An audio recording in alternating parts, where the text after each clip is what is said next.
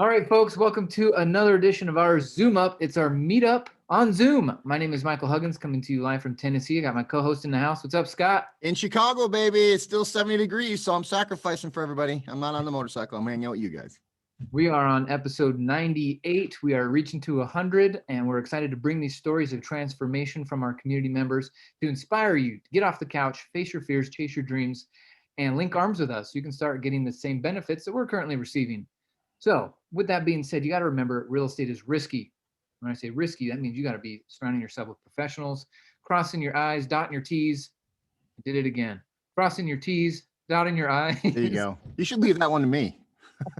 All right, what do we want folks to do after this, Scott? All right, after this, listen, again, like Michael said, it's risky. And the reason we're doing this is to introduce you to a group that sticks together on a weekly basis. I've been with this group since 2007 and has done nothing but give.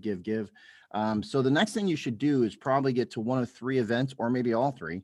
Get to an intro meeting. That's how I saw this the first time. My wife dragged me down. I didn't want to go. Thank God she did drag me down. I think Michael saw an intro as well. Yep. So I went to an intro, or you can get to an intro, which actually lay out the function of what this group does and helps each other do across the country. You can get to a property tour, which is actually featuring one of the students' deals. So they break down the numbers, they show you the whole house, they tell you what they're going to do, what they're going to make on it, the kind of challenges they faced. That's pretty cool because you're seeing the results of the group helping them already. Or you maybe get to a workshop where we all learn. So there's actually strategic strategy topics that we run every month for 8 hours on a Saturday, so it doesn't interfere with people that want to get out of work and watch these strategies. So an intro, a property tour, or a workshop. Yes, stay linked up with us. We also have a ton of other episodes in the playlist, so go check those out. And just want to welcome everyone here live, and those of you catching the recordings. You do need to get on the registration in order to get to these events Scott's talking about, because they are by invite only. All right. Now, these stories of transformation. Let's jump into this. So if you want to hear about mine and Scott's, go check out those episodes. Today, we're going to be featuring LaDarrell, and also going to be hearing from Gamyr out of our Utah team about what they've done. Now, I actually absolutely love these guys. They've been such a big help and inspiration for many years inside of our community, but it wasn't always easy for them to get the real estate results that they're getting now. They had to get educated, surround themselves with people, very unique backgrounds, had nothing to do with real estate before showing up, which you'll find that is a very common theme here because we empower people to get into real estate. What is something you love about our guest today, Scott? You know what? I went to a regional that they put on, and they put on a badass regional. I think if they actually got together with my wife, we'd see something that would absolutely amaze everybody. So I'm looking. These guys know how to put on a party for sure. They know how to. They're givers as well. You know, I've been part of this community for quite some time. I've been out to Utah. They've done nothing but help the group out, giving up their time to make sure that events went well. So that's what I love about these guys. Yeah. So we're going to give the floor over to these guys to hear about their origin story, where they came from, why they were looking for a change in their lives, and what's happened since. So let's help welcome our guests of honors today, Gamyr and LaDarrell. Well, I guess know how to make someone feel welcome. I love it. Happy to be here. Thank you guys for having us all on. Yeah. So good to see your faces. So tell us a little bit about what was life before this. Yeah. What were you doing before? And then how did you get to this thing? What'd you think of it? How'd you get started? Go hit it. Well, I actually met the community first before I had even met LaDarrell. And I was in a place where I was working at a job in the entertainment industry.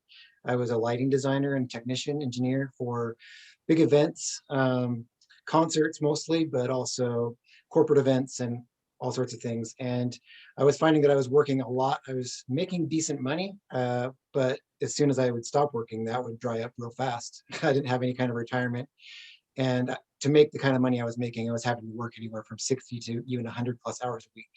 So it was pretty grueling. It was crazy. Got to meet some really cool, famous people. But for me, before I was doing the whole millennial thing, just going from customer service job. I was a manager at Burger King for about 10 years, so about a decade. And then I got tired of doing that. And yeah, this is around the time that we met. And so pretty much I was on a path to kind of know I wanted to retire by 35, but I just know working at Burger King was not going to do it because I looked at my boss and I looked at his boss and they were like 50 and 60. And they would always say, hey, between the two of us, there's like 35 years of experience. I'm like, that's scary. That is scary. And you guys make like this much more than me. So I was like, I got to do something different. And then, I met Gamyr, and then you can go ahead and tell it from there. Yeah. So he saw that I was paying for some meetings and said, what's this that you're paying for? And I'm like, oh, you should come check it out. And so I drug him down to a meeting. He got to meet some of the people in the group, and over the course of the next month, his whole mind was blown, and went from being very skeptical to being very excited about all the potential that we have before us here. So right, I was able to see like a path where like I could quote unquote retire by 35. I'm 31, by the way. So that's awesome. I haven't had to work a W-2 job technically for like 5 years now. So Nice. cool, right? Yeah. So yeah, I saw a path where I could actually make that dream happen. I'm not going to consider myself retired, but just reaching out and seeing a group and being surrounded by like-minded people who had the same drive. Well, it's like they want you to get to a similar destination, but the thing that was more powerful for me was being surrounded by different types of people.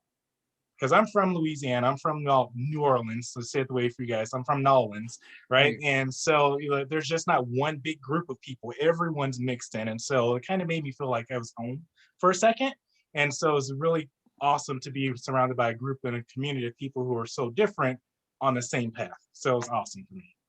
Would you mind telling us a little bit more about being from Louisiana and kind of what happened to even get you into Utah? A culture shock? No, I'm joking. So I don't share this story often. So few people know. So like I said, I am from Louisiana. I actually am a Hurricane Katrina transplant. So my family, we lost everything. And this is the second time that we lost everything. First time was a fire, when I was a toddler. So nothing. There's no baby pictures of me ever, like nowhere on this planet that anyone can find. Because lost it in fire. Then Hurricane Katrina happened and like wiped everything else out. And so for a couple months, my family tried to like pull everything together. We stayed in northern Louisiana that didn't get affected. And then we came out to Utah, literally with, oh man, at that time, there was 4 kids and we were all living in like a 2-bedroom apartment. So that was fun. And so it's just awesome and amazing to see what happened. Like, because a lot of people don't know, it's like we had nothing, we had no things. And now to just be in a place where, I live in a house, I'm constantly able to be creative. Like this wall behind me, I'm constantly being able to like renovate and do things because I have the knowledge now. I don't have it, I know people who have that knowledge. And also to be able to control a portfolio of our kind of real estate that we specialize in, ranging anywhere from some years where like we started at 1, then we got all the way up to like over 20 properties that we control, which is amazing, starting at nothing. So it's been an awesome but stressful journey, but I love the ride. I love the ride. Amazing. So tell us, from the time you got started to your first deal, how much time had passed? Oh man.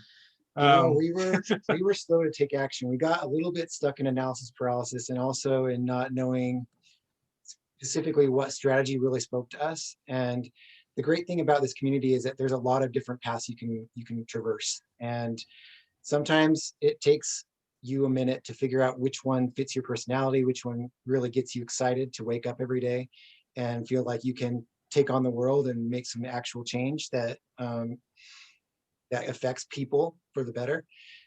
We took a few years. Let me tell you. I have to tell the story, right? Because I'm the storyteller. All right. So with us, it was Gamyr was in a community a few years before I got involved. I can't remember exactly how long, but it was 2018 or 17? 2017. We met in 2013. So I started hanging out with the community around 2014. So 2014 is when I started hanging out with the community. 2017 is when I did my first real estate transaction. But this is how it happened. Like it's just Scott said earlier, we're always loving to help the community and being willing to do whatever. So we have a community out in Vegas and they were needing some help for something. So we hopped in a car. It's like, cool, we can go help the community in Vegas and also we get to be in Vegas. So I'm cool with that, right? And so we head out to Vegas, and just sitting on one of the community members' couch, she was just going through some numbers. We were just getting our day started, just working on a few things. And she literally looks over and she's like, hey, you guys want to do a real estate deal with me? And I was like, I don't know, do I? You know, it's kind of one of those nervous things. They're like, sure, we'll do it. Like, yes, we'll do it until we change our mind. And so we asked her all the information about it, and come to find out, it's like less than like 15 minutes away from our house back here in Utah. Oh, So we get back home, go look at the things, like get everything in order. And it was awesome because at that, it was a fix and flip, and it was a learning curve for us for sure. Because we found out that fix and flips do not fit our personality. I'm too controlling, right?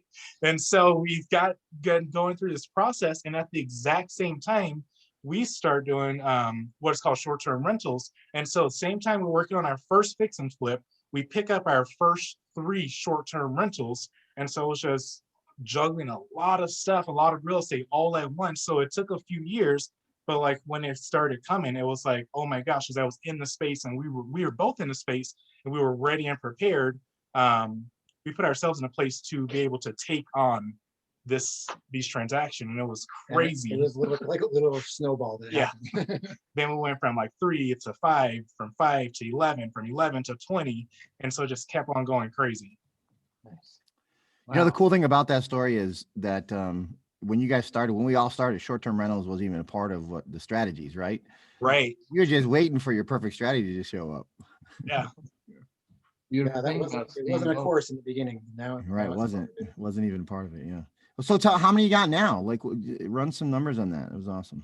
Right now, we're in a partnership where we had more, and then we split that partnership. So then we took a reduction in inventory. So we are down to 14 currently, and we're about ready to open up a few more and start building that back up again. So So the goal before the end of the year is 30 more locations.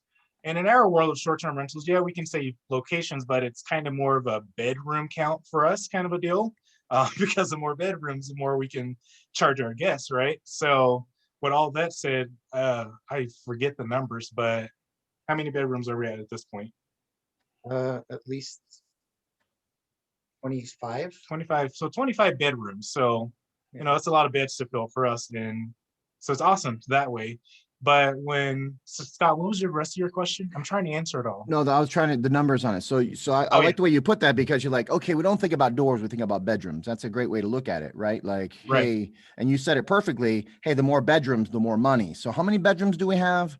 Right. So you answered the question perfectly, because I was asking for numbers, and your analytics brain went to, wait, no, not doors, bedrooms. Yeah. So, and give us an idea, because you're not working at Burger King, right? So No. that income is coming in on a monthly basis. And what I'd like everybody that's watching this to understand is that, you know, your life comes down to a math equation, right? I have so many bills coming in. If I have enough rents coming in, then I don't have to work anymore. That was why I got started. I met an art teacher, an ex-art teacher, that had 22 rents coming in, and he didn't need to work anymore because it outdid his bills. And he didn't make a lot of money as an art teacher, so he didn't have a lot to replace. Does that make sense?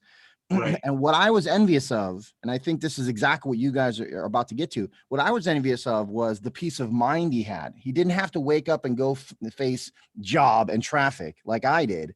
I was like, dude, I want your life. I want the peace of mind of waking up and just making my life now math, right? Generating an income versus giving up my time for it. So give us an idea about the 25 bedrooms. Like, what does that, how does somebody equate that into, like, all right, so this is what I should be making? Basically, it has taken a bit of a turn this last year and a half, year since COVID hit. Our market has definitely had to adjust. I don't know if you guys heard about that, you know, that COVID-19 thing, right?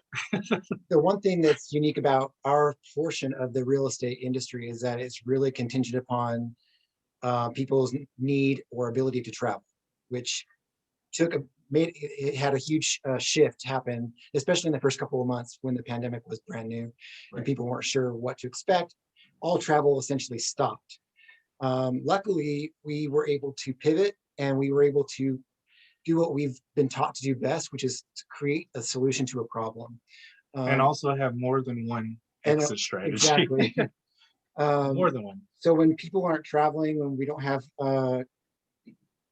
corporations or whatnot coming to stay with us to work in an extended fashion offsite, we then tapped into the local Ronald McDonald House and asked them, what can we do to serve you? Obviously, your capacity has been reduced right now. You can't house as many people in your facility because of this whole thing. So you're having to put them in hotels. Obviously, that's probably costing you more than you would like to spend. We can come meet you in the middle and provide a win-win. Right. So yeah, so that's kind of how we been operating. But to go more direct to the question, the answer is when it comes to our, because like you said, by doors, it doesn't matter, because when you're looking at doors like apartment complexes, you're like, okay, cool, I have doors, I have one family in there. For us, there can be 2 friends traveling, 2 families traveling. So that's why we go by bedrooms, right? So on average, a goal that we shoot for in our market based on our 3.5 years of experience in doing it, we are shooting for about 500 to 550 per bedroom, right? So most of our places are 1 bedrooms, 2 bedrooms. We have a few that are 3 bedrooms. And so that's what we're looking at times, we'll say 13 units at this point, because we're in the process of moving. So, you know, what am I trying to say? 500 times 25 bedrooms. There we go. That's That makes cash sense. flow. Is that cash flow or is that revenue? That is going to be, that's cash flow. Yes. Ooh, buddy. So, I'm talking about. It's great. right. And so that's why we're constantly trying to look at locations. We're like, oh, cool. 1 bedrooms work great for downtown area because we have the business people coming in and out. But it's like, now that we're expanding, because you guys are familiar with Utah, there's mountains and gorgeousness everywhere, right? So the more we expand further closer to the mountains, we're like, let's stop this 1 bedroom model and let's go for 3 bedrooms, 4 bedrooms. I looked at a 6 bedroom house the other day, which has never been inside of our model. But I'm like, hey, I know what a bedroom means in our business, so that's what I'm going to go for now. Nice. What I love about it is the fact that you guys did adjust, right? And again, in that adjustment, you're like, oh, hey, we just added another a bullet to the belt, right? Like we got another way to make money, and it just adds to the repertoire. Okay, we can do, somebody's wanting here a vacation, we can do corporate, we can do charity work, we can do whatever, which means that the more you're just increasing the volume of possibility in your doors, and I love it. Yeah, yeah, very inspiring, because I know a lot of people lost their mind those first 3 months and like folded. They gave up, threw their hands in the air, but you guys were like, no, there's a solution out there and we're gonna find it. And so congratulations to you guys for doing that. Yeah, thank you. Awesome. And it's the medical community for us, and that's what got us through. Yep. Yeah, you think about it, they got to stay away from family and friends. So Exactly. They still need treatment. They still need surgeries. Just because a plane stopped running doesn't mean that the heart transplant patient that we've been working with doesn't mean she doesn't still need her new heart. Yeah. So that's been a touching story, if we can share that one. Try not to get all choked up about it, but we had this family that was placed with us. Their daughter is, I think 4 or 5. yeah, she just had her 6th birthday. So she was 5 when they were placed with us back in March of last year. And they've been waiting for a heart transplant. And she's like, they get excited and they're like, oh wait, no, this isn't going to work. And so for whatever reason, it just wasn't working out. And so we've been able to house this family. They're still with us today since March of last year. And when Ronald McDonald had to completely close their facility, they would have to go all the way back home to Idaho over, how many hours is that? Like 10 hours away?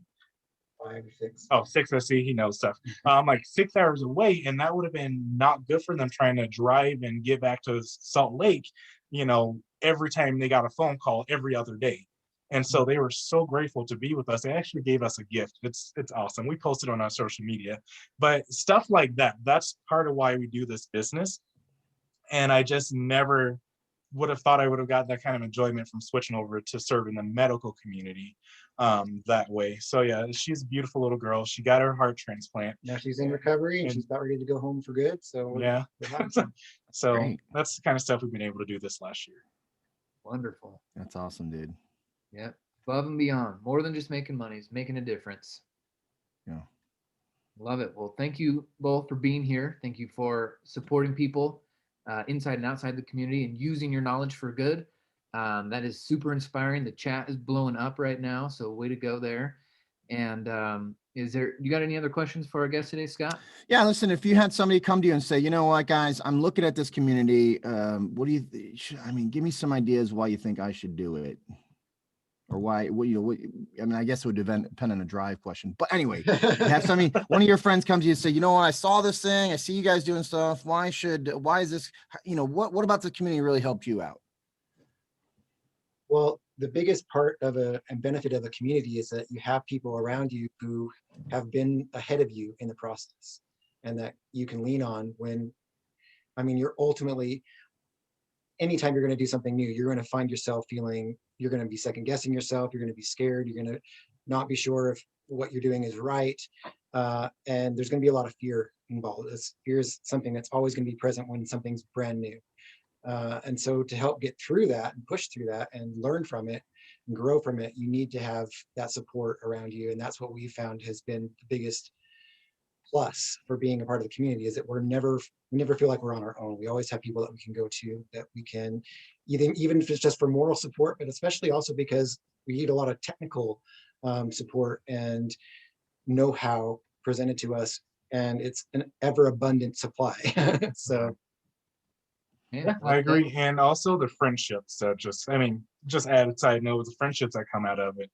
It's like some of our best friends we talk and do real estate with. That's great. Like best friends.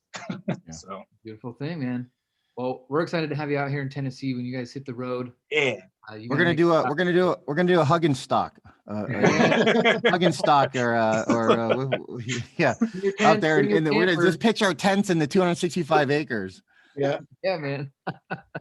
Cool. Well, congrats to your success again. Thanks for your time today. Thank you for who you're being inside of our community. I know a lot of people look to you for inspiration, and so thank you again. And stick around for just a few bonus questions for the live folks here.